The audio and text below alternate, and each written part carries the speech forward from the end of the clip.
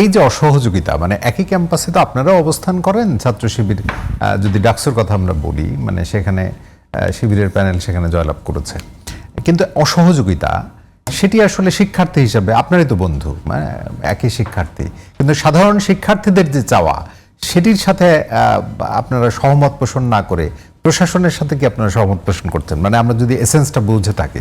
দেখুন, আমার আপনারা কথা বলেন কিনা? হ্যাঁ, দেখুন, আমরা ছাত্রদল সবসময় প্রতিদিনই বিভিন্ন নেতাকর্মী, সাধারণ শিক্ষার্থী 10 জন করে আমরা ভিউ এক্সচেঞ্জ করি এবং তাদের সমস্যা সম্পর্কে জানতে চাই এবং ছাত্রদল কি করলে সাধারণ শিক্ষার্থীদের জন্য কল্যাণ হয় সেই বিষয়ে, যেহেতু আমরা রাষ্ট্র পরিচালনার দায়িত্বে যেগুলো বললে এগুলো কি সমস্যার? আমি সেটাতে আসছি। উনি ওনার ডাকসুর ব্যাপারে বলেছে, প্রথমেই বলেছে বিশ্ববিদ্যালয় প্রশাসন, বিএনপি প্রশাসন, এটা অত্যন্ত দুঃখজনক।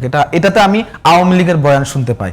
আগে আওয়ামী লীগ বিরোধী মতের নেতাকর্মীদেরকে নির্যাতন করার আগে এই ধরনের বয়ান দিত, এক পক্ষে চাপিয়ে দিত, হয় বিএনপি, না হলে জামাত, না হলে অন্য কোনো সংগঠন, বিশেষ করে বিএনপিকেই বেশি চাপিয়ে দিত বা জামাতকে চাপিয়ে দিত।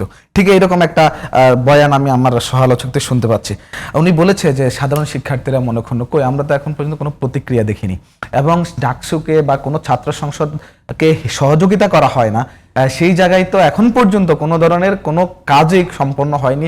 এখন পর্যন্ত এরকম কোনো তথ্য প্রমাণ বা এরকম সাধারণ শিক্ষার্থীদের কোনো প্রতিক্রিয়া আমরা পাইনি। তবে আমার সিন্ডিকেট মিটিং হয়ে গেছে। তবে আমার জানা মতে সেটা কি কারণে হয়েছে সেটা আমার চেয়ে আপনি ভালো জানেন, আমাদের চেয়ে আপনারা ভালো জানেন। তো সেটা কি কোন কারণে, কোন ইস্যুতে, কেন মিটিং ডেকেছে, কি কারণে, সেটা তো বিশ্ববিদ্যালয় প্রশাসন ভালোই জানে।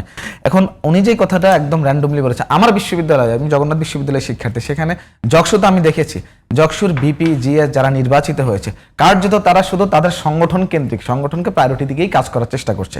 তো ছাত্র সংসদ তো একটা সংগঠনের না। ছাত্র সংসদ ওনারা কেন ওনাদের ভাবছে? ছাত্র সংসদ সকল শিক্ষার্থীর, যেখানে অন্যান্য ছাত্র দল আছে, ছাত্র সমাজ আছে, ছাত্র শিবির আছে, ছাত্র ঐক্য পরিষদ আছে, ছাত্র ফ্রন্ট আছে এবং আরো অনেক সংগঠন আছে, তাদের সকলের মিলিয়ে তো আপনার ছাত্র সংসদ হয়েছে।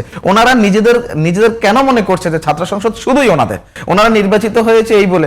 নির্বাচিত হওয়ার পেছনে কারণগুলো আমরা জানি, আমরা জানতে পেরেছি, আমি জেনেছি।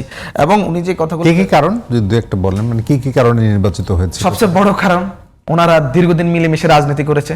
ছাত্রলীগের সাথে এতটাই ওনারা ঘনিষ্ঠ ছিল যে নৌকা মিছিল দিয়েছে, আবার গোপনে গিয়ে আরেক জায়গায় দাঁড়িপাল্লা ও বলেছে বা জামাত শিবির জিন্দাবাদও বলেছে। সুতরাং ওনারা এই কাজগুলো করেছে। আরেকটা হয়েছে, ওনারা নির্বাচনের আগে নিজেদেরকে লুকিয়ে রেখেছে, সাধারণ শিক্ষার্থীর ব্যানারটাকে একদম প্রপারলি ব্যবহার করেছে এবং এই ব্যানারটাকে একদম অসাধারণ করে তুলেছে। মানে এখন সাধারণ শিক্ষার্থী, সাধারণ গ্রাহক, সাধারণ ব্যাংকের গ্রাহক বা গ্রহীতা, এরকম করে পুরো সাধারণ হয়ে গেছে। এখন আর কোনো এখানে বাংলাদেশে সব জায়গায় সাধারণ, কোনো কিছু হলেই যে সাধারণ, রিক্সাওয়ালা আসলো সাধারণ রিক্সাওয়ালা, এরকম ওনাদের শব্দে চলে আসছে। আর একটা হচ্ছে একটা সার্বজনীনতা তৈরি করে, হ্যাঁ, সার্বজনীনতা তৈরি করে তো তার ব্যানারের পিছনে ওনারাই থাকতেছে। আপনি তো এটা ভালো কিভাবে, আপনি বিভিন্ন হল আন্দোলন ক্যাম্পাসগুলো যখন ছাত্রদল হল কমিটি হয়েছে, সাধারণ শিক্ষার্থীদের ব্যানারে ছাত্রদল, ছাত্র শিবিরের এবং ছাত্র শক্তির নেতাকর্মীরা আপনার নেতৃত্ব দিয়েছে। আপনি এই যে ব্যাংকের, ইসলামী ব্যাংকের সামনে সাধারণ গ্রাহকরা আন্দোলন করেছে, সেখানে আপনি ইন্টারভিউতে দেখেছেন জামাতের প্রোগ্রাম দিয়েছে, তাই জামাত কর্মীরা এসেছে, নারীরাও বলেছে আমরা জামাতের একজন কর্মী হিসেবে এসেছি। সুতরাং এটা সাধারণ কিভাবে থাকলো? ওনারা ওনাদের পর্দার আড়ালে এই কাজগুলো করে যাচ্ছে। আর থার্ড নাম্বার হচ্ছে সবচেয়ে বড় মিথ্যা কথা। এটা কি সাধারণ শিক্ষার্থীরা পছন্দ করছে? সাধারণ শিক্ষার্থীরা পছন্দ করছে, এটা তো ভবিষ্যতে দেখা যাবে। কারণ একটা টার্ম তো শিক্ষার্থীদের মাঝে রাজনৈতিক সচেতনতা বৃদ্ধি করার জন্য কাজগুলো তো করা যায়নি। বিগত ফ্যাসিস্ট আমলে সাধারণ শিক্ষার্থীদের কাছে এবং একজন রাজনৈতিক কর্মী ছাত্রলীগ ছাড়া যে যাইতো ওনারা পারতো, কারণ ওনারা তো ছাত্রলীগ একের সাথে করতো, ছাত্র শিবির ছাত্রলীগ একের সাথে করতো, এই কারণে ওনারা পারতো। কিন্তু আমরা তো সাধারণ শিক্ষার্থীদের কাছে যাইতে পারতাম না। আর আমি যে কারণগুলো আপনি আমাকে জানতে চাইতেন, দুইটা কারণ বলছে। আরেকটা কারণ হচ্ছে সবচেয়ে বড় মিথ্যা কথা বলেছে আমরা জামাত ইসলামের লেজুর ভিত্তি করি না এবং আমরা জামাত ইসলামের সাথে নেই। কিন্তু আমরা দেখেছি অত্যন্ত দুঃখের বিষয়, কেমনে কিভাবে মানুষ সাথে মিথ্যা বলে এবং সর্ব জায়গায় একটা মানে চরিত্রে তো কিছু ভালো বৈশিষ্ট্য থাকা দরকার। রাজনীতি করছে কি হয়েছে বা সেই জায়গায় ওনারা বলেছে।